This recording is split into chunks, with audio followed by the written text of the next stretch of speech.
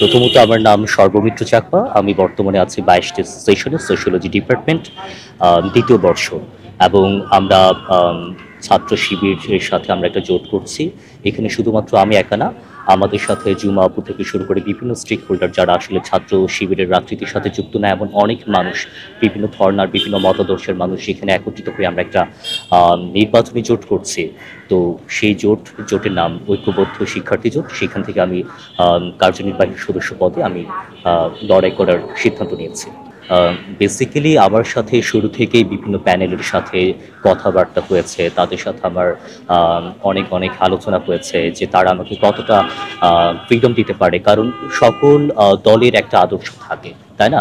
পদ্মা সেতু, metro rail এবং elevated expressway নির্মাণের গর্বিত অংশীদার বসুন্ধরা সিমেন্ট। সেটা যদি বলি বাম, সেটা যদি আমি বলি ডান, কিংবা বিভিন্ন ছাত্র সংগঠন, তো তাদের একটা নির্দিষ্ট একটা আদর্শ থাকে। সেই আদর্শের জায়গা থেকে আমাকে তারা কতটা ছাড় দিতে পারে, কারণ আমার যে আইডিওলজি, সেই আইডিওলজির সাথে হয়তো বা তাদের সবটা মিলবে না। তো সেই জায়গা থেকে তারা আমাকে কতটা ফ্রিডম আমাকে এনশিওর করতে পারে, সেই জায়গা থেকে আমি সবটা দেখে শুনে আমার মনে হয়েছে আমার ঐক্যবদ্ধ শিক্ষার্থী জোট, সেখানে আসলে আমার মনে হয় আমি ভালো কিছু করতে পারবো, এবং সেই জায়গা থেকে মূলত এখানে আসা। এবং আমি মনে করি যে ঢাকা বিশ্ববিদ্যালয়ে আমাদের যে ছাত্র, আমাদের যে শিক্ষার্থী যে জোট হয়েছে, সেই জোটের বড় একটা গ্রহণযোগ্যতা আছে। তো আমার এখানে এটা খুব সিম্পল একটা বিষয়, এখানে লুকোচুরির কোনো বিষয় না যে আমার এখানে আসলে জেতার সম্ভাবনাটা খুব বেশি, এবং সেই জায়গা থেকে আমি এসেছি। এবং যেহেতু আমি কাজ করতে চাই এবং আমি ভিন্ন একটা কমিউনিটি থেকে বিলং করি, তো সেই জায়গা থেকে আমি যদি এখানে আসি, সেখানে আমার কমিউনিটি নিয়ে কাজ করতে আমার সুবিধা হবে। তো সেই জায়গা থেকে মূলত এখানে আসা। এবং যেহেতু আমি নির্বাচন করছি, আমি অবশ্যই চাইবো যে আমার এখানে জয় হোক এখানে। সো এখানে লুকোচুরির কোনো বিষয় এখানে নাই। শুরুতে আমি বলে রাখি, আমি আজকে সকালে কালকে রাতে আমি একটা পোস্ট করেছি। পোস্টটা হচ্ছে, আমি নির্বাচনী প্রচারণায় যাব, আপনাদের থেকে আমি সমালোচনা নিব, আমি আপনাদের থেকে আমি পরামর্শ নিব, আপনাদের সমস্যাগুলো আমি শুনবো। সেই সমস্যাগুলো শুনবো এবং নোট করব। আমি শুধুমাত্র শোনার জন্য না, আমি নোট করছি তাদের কি কি প্রবলেম তারা ফেস করে। এবং আমি যদি নির্বাচিত না হই, আমি সেই যে তাদের যে ডিমান্ড, তাদের বলবো না, আমি তো একজন, তাই না? আমাদের যে ডিমান্ড, সেগুলো নিয়ে আমি কাজ করবো, সেগুলো আমি অধিকার আদায়ের জন্য আমি লড়াই করব। এবং সেটা আমি আজকে থেকে না, আমি প্রথম বর্ষ থেকে আমি শুরু করেছি। নিরাপদ সড়ক আন্দোলন থেকে শুরু করে যেটা হয়েছে, এবং আমাদের নিরাপদ ক্যাম্পাস আন্দোলন, এগুলো সব কিছুর সাথে আমি সম্পৃক্ত ছিলাম। তো সেই জায়গা থেকে আমি এখনো আছি, ভবিষ্যতে আমি থাকবো। তো সেই জায়গা থেকে আমি নিজে ভোট চাইছি না। যদি তারা মনে করেন যে তারা আমি ডিজার্ভিং, তাহলে তারা ভোটটা দিবে। কারণ আমি মনে করি যে ঢাকা বিশ্ববিদ্যালয়ে যারা পড়াশোনা করতে আসে, তারা তো আসলে এখানে ঘাস খেয়ে আসে না, তারা তো একটা বড় একটা পরীক্ষা দিয়ে লড়াই করে এখানে আসে। লক্ষ লক্ষ স্টুডেন্ট এর সাথে তারা লড়াই করে এখানে আসে, দেশ সারা মেধাবী। তাদেরকে আমি আসলে কিছু বুঝ দিয়ে আসলে ভোটটা নিব, হাতিয়ে নিব, এই চিন্তা ভাবনার মধ্যে আমার মধ্যে নাই। অ্যান্ড ইভেন তাদেরকে চা অফার করে, এটা ওটা অফার করে, আমার মনে হয় না আমার ভোটটা সেভাবে নেওয়া লাগবে। আমি যদি ডিজার্ভিং হই, তাহলে তারা আমাকে ভোটটা দিবে, আর যদি আমি ডিজার্ভিং না হই, তারা যোগ্য প্রার্থীকে তারা বেছে নেবে। অনেকে বলছেন যে শিবিরের যারা আছেন তারা জামাতের সঙ্গে আছেন, যারা ৭১-এ একটা মানবতা বিরোধী অপরাধের সঙ্গে জড়িত, এমন তারা বলছেন আসলে। তো সেখানে আপনি যখন যোগ দিচ্ছেন, তখন বলা হচ্ছে যে সে কি তার জাতি সত্তাকে।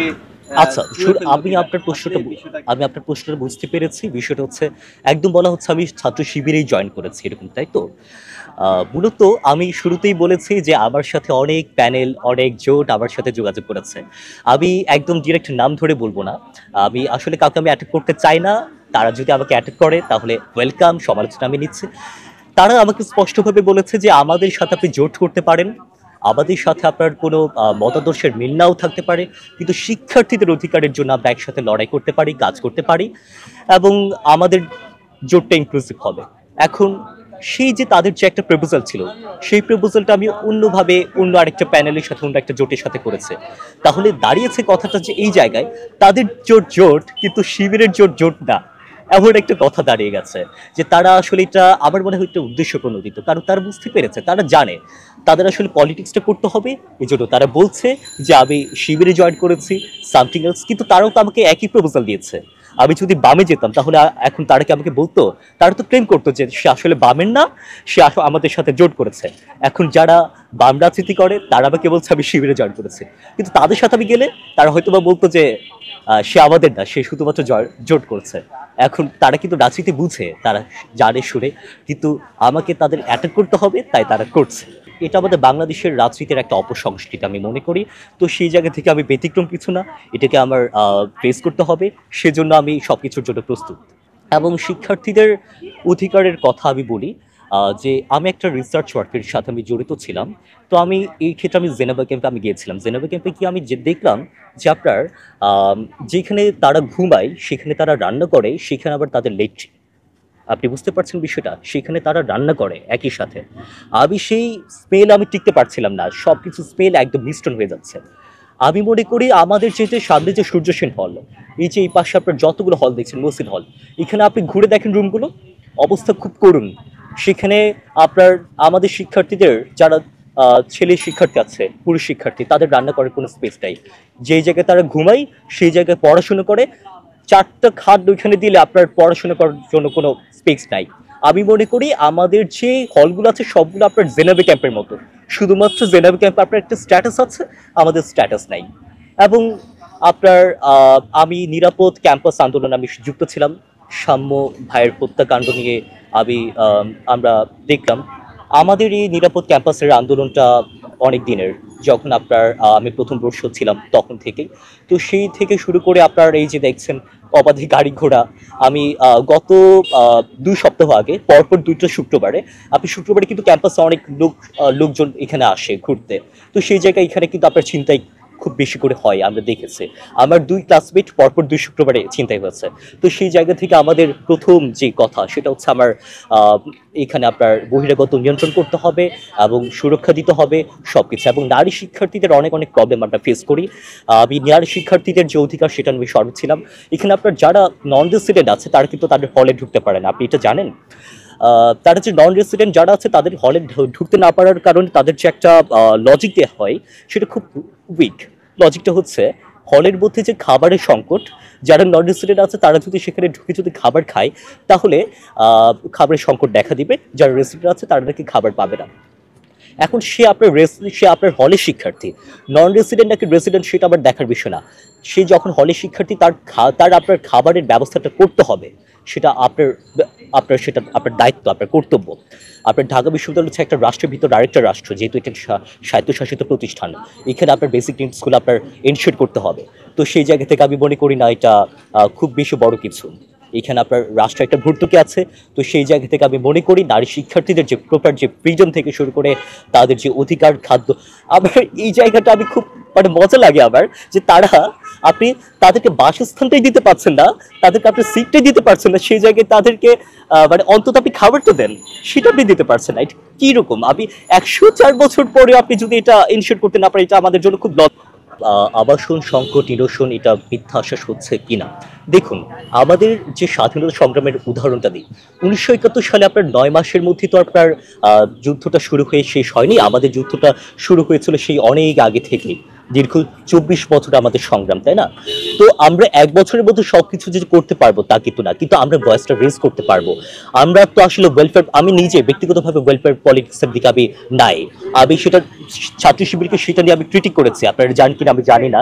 ছাত্র শিবির যে আপনার হলের মধ্যে যে আপনার পানি ফিল্টার দিয়েছে, বলেছে এটা আপনার কাজটা, এটা আপনি বড়জোর দাবি তুলতে পারেন।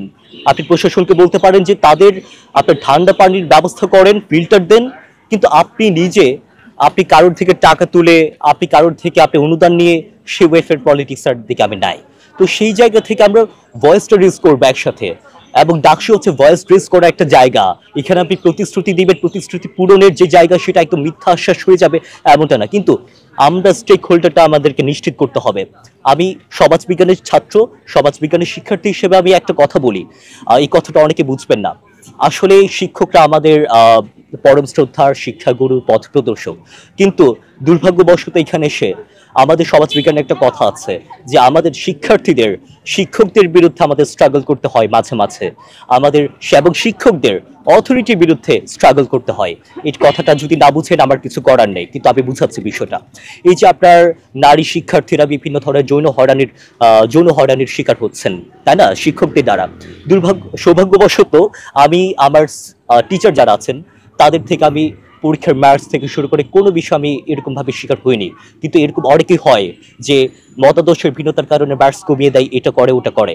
কিন্তু এটার কেন, এটার কারণটা হচ্ছে আপনার সেই স্টেক হোল্ডারটা, আপনার ভয়েসটা, যে আপনার সাংবিধানিক যে ভয়েস, লিগ্যাল যে ভয়েসটা, সেটা কিন্তু আপনার বিশ্ববিদ্যালয়ের দায়, সেটা এনশিওর করতে পারে আপনার ডাকসু। এবং সেই জায়গা থেকে মূলত ডাকসু যদি হয়, আমরা সেই ভয়েসটা আমরা ইনশিওর করতে পারবো, লিগ্যালি আমরা বলতে পারবো। আমরা সেই ভয়েসটা যদি আমরা তুলে ভিপি পদ থেকে যদি তোলে, তাহলে সেই ভয়েসের একটা দাম থাকে। কিন্তু আমার যদি সেই দামটা না থাকে, আমি রাজুতে চিৎকার করি, সেই কথা আমাকে কেউ শুনবে না। সেই জায়গা থেকে আমি মনে করি এটা কোনো আমাদের প্রতিশ্রুতি জন্য এটা মিথ্যা আশ্বাস হয়ে যাচ্ছে না, কিন্তু আমরা এভরি সেকেন্ড আমরা সেটা নিয়ে আমরা দাবিটা তুলবো, আমরা কথা বলবো এবং প্রশাসনকে আমরা বাধ্য করবো।